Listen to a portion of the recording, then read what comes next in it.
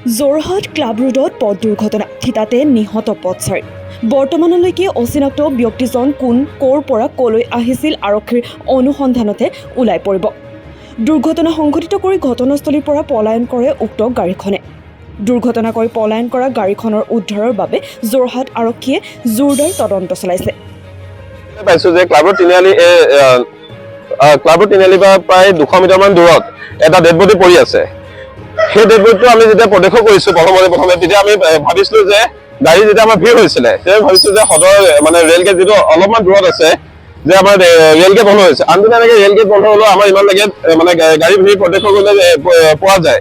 কিন্তু আজি আমি যেতিয়া ভিৰ অকণমান বেছি দেৰিলৈকে যে দেখিছোঁ তেতিয়া আমি বাহিৰলৈ ওলাই আহি চাই পেলাই দেখিছোঁ যে এটা ইয়াত ডেড বডি স্পট ডেড হৈ পেলাই পৰি আছে। এতিয়া মেইন কথাটো হ'ল যে ওচৰতে উইচ কিডছ নামৰ এখন স্কুল আছে, কিন্তু এই মানে এলেকাটোত কোনো ধৰণৰ স্পীড ব্ৰেকাৰ একো ব্যৱস্থা নাই। ইয়াত এতিয়াতো বৰষুণ দিয়াৰ কাৰণে গাড়ীবোৰ লাহে লাহে গৈছে, কিন্তু যেতিয়া আপোনাৰ বতৰ ফৰকাল হৈ থাকে তেতিয়া গাড়ীবোৰ বহুত স্পীডত যোৱা দেখা যায়। এইটো কাৰণে আমাৰ মানে ওচৰৰ স্থানীয় বাসিন্দাৰ বহুত অসুবিধাৰ সৃষ্টি হৈছে। এইটো যাতে অতি সোনকালে যদি স্পীড ব্ৰেকাৰ যাতে ব্যৱস্থা কৰা হয় প্ৰশাসনৰ ফালৰ পৰা, আমি তাকে তেওঁলোকৰ ওচৰত অনুৰোধ জনাইছোঁ আৰু ইয়াকে মই জনাই পেলাই সামৰণি মাৰিছোঁ। নাই গাড়ীখন আমি একো জানিবলৈ পোৱা মতে মতা মানুহ বুলি জানিবলৈ পোৱা গৈছে।